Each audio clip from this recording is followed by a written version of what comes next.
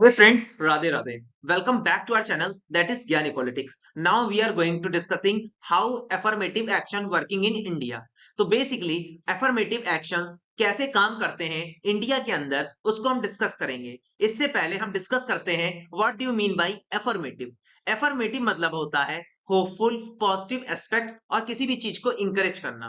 First of all affirmative action businesses में भी आ सकता है, गवर्नमेंट ऑर्गेनाइजेशन में भी आ सकता है। बेसिकली इसका मोटिव होता है एक पर्टिकुलर पीपल, एक particular social group of people को बढ़ावा देना। The government intends to boost the opportunities offered to poor individual through the program. अब बेसिकली गवर्नमेंट एफर्मेटिव एक्शन की मदद से जो पुअर क्लास इंडिविजुअल है उनका स्टेटस इंक्रीज करने के लिए, उनको एजुकेशन और एम्प्लॉयमेंट देने के लिए एफर्मेटिव एक्शन का सहायता लेती है। अब हम डिस्कस करेंगे what are the examples of affirmative action. आप बेहतर अंडरस्टैंड कर पाए कि क्या है एफर्मेटिव एक्शन, उसके लिए हम कुछ एग्जांपल लेते हैं। First of all, when many government run academic establishment offer reservation.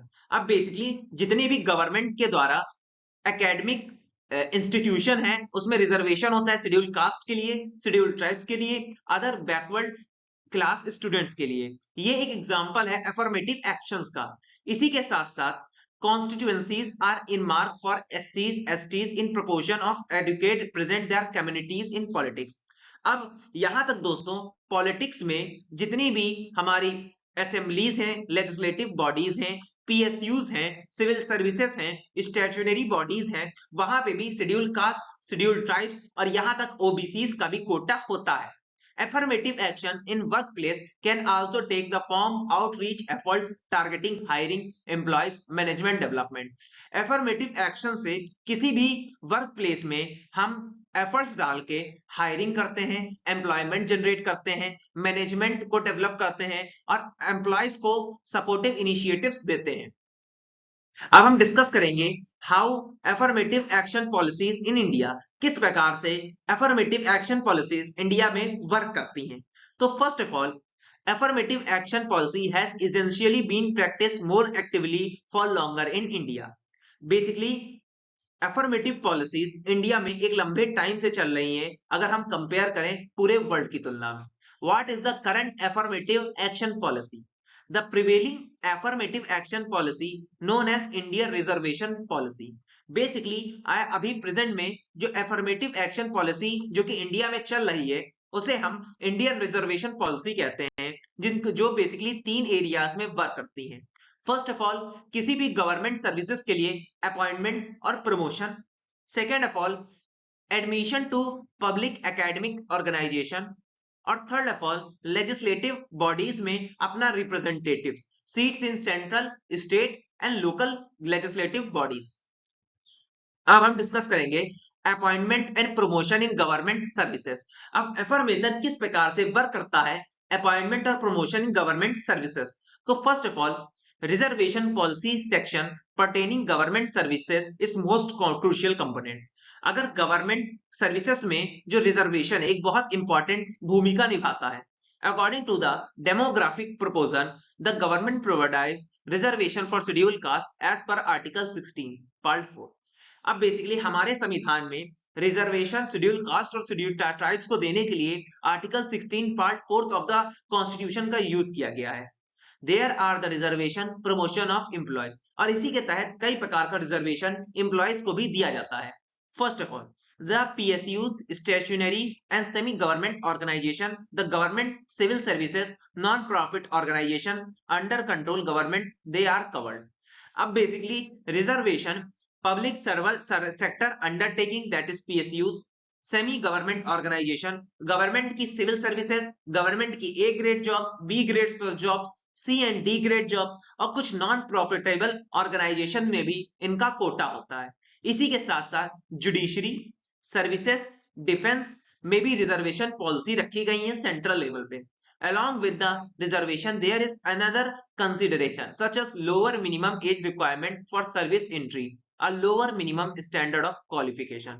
इसी के साथ साथ जो शेड्यूल कास्ट और जो कोटा है उसके लिए मिनिमम एज रखी गई है और लोअर मिनिमम स्टैंडर्ड रखा गया है क्वालिफिकेशंस के लिए।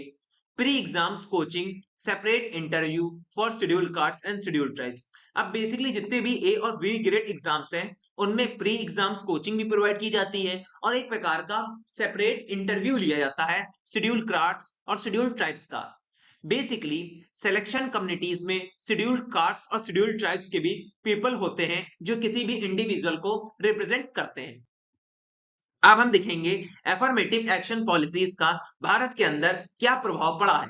The number of schedule caste, schedule tribes, government workers has dramatically increase. Schedule caste और शेड्यूल ट्राइब्स से जो व्यक्ति आते हैं वो गवर्नमेंट के अंदर हिस्सेदारी बढ़ी है।